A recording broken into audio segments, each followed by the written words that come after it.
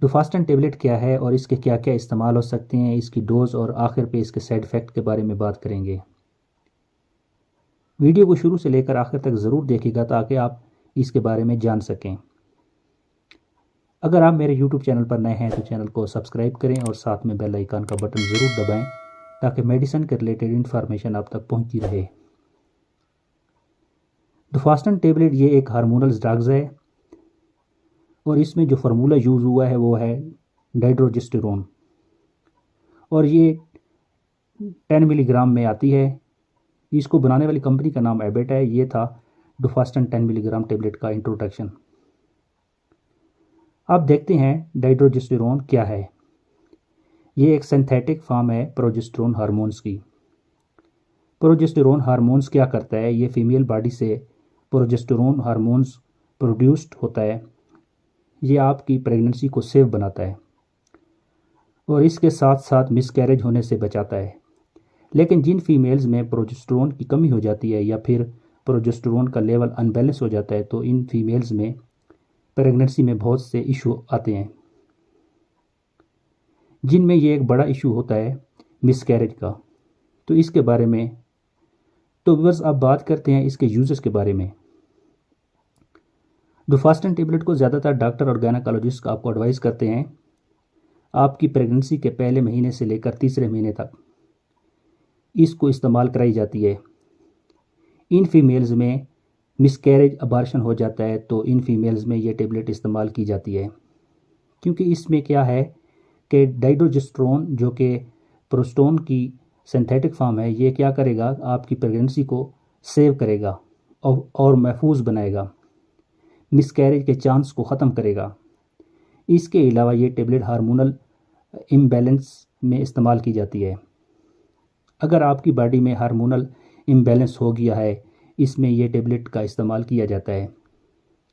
इसके अलावा बहुत से इशू फीमेल्स में इरेगुलर पीरियड्स, तो इसमें यह टेबलेट इस्तेमाल की जाती है।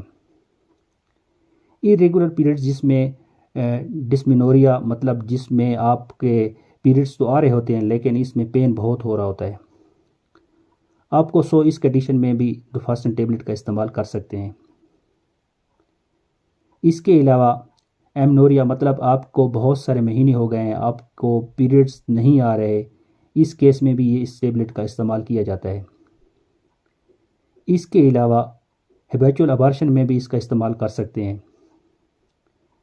हैबिचुअल अबार्शन का मतलब ये है कि अगर आपका हमल बार बार ज़ाय हो रहा है या फिर आप बार बार मिसकैरेज का शिकार हो रहे हैं तो फिर इस कंडीशन में इस टेबलेट का इस्तेमाल कर सकते हैं। और इसके अलावा आप डुफास्टन टेबलेट को इनफर्टिलिटी, मतलब अगर आप बांझपन का शिकार हैं तो इस टेबलेट का इस्तेमाल कर सकते हैं। ओवरऑल अगर हम बात करें तो डुफास्टन टेबलेट को हैबिचुअल अबार्शन और इनफर्टिलिटी, यानी अगर आपका हमल बार बार ज़ाय हो रहा है और आप बांझपन का शिकार हैं तो इस टेबलेट का इस्तेमाल कर सकते हैं। तो व्यूअर्स अब बात करते हैं इसके डोज के बारे में कि आपने डुफास्टन 10 मिलीग्राम टेबलेट को किस तरह इस्तेमाल करना है। डॉक्टर मरीज़ की कंडीशन को देखकर और बीमारी को देखकर डोज बताता है।